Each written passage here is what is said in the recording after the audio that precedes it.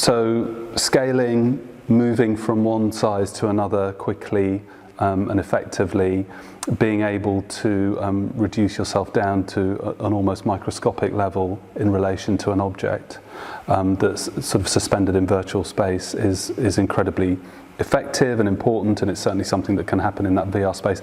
There's one other thing as well, which is a very different consideration, and it's something that we are testing in my institution as well, which is to understand the possibility of being able to contain the sort of virtual lesson but in a situated space.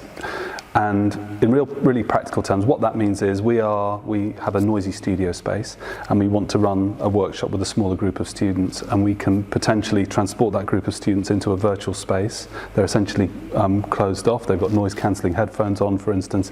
We can hold that group of students in an environment and work with them.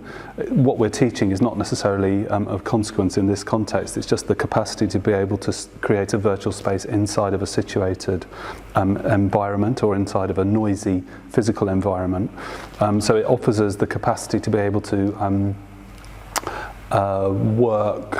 resolve problems that we encounter in the real world as well, that are they're not problems that we can resolve easily without either moving out of a space or building a new environment, but we can do this with a virtual environment quite readily.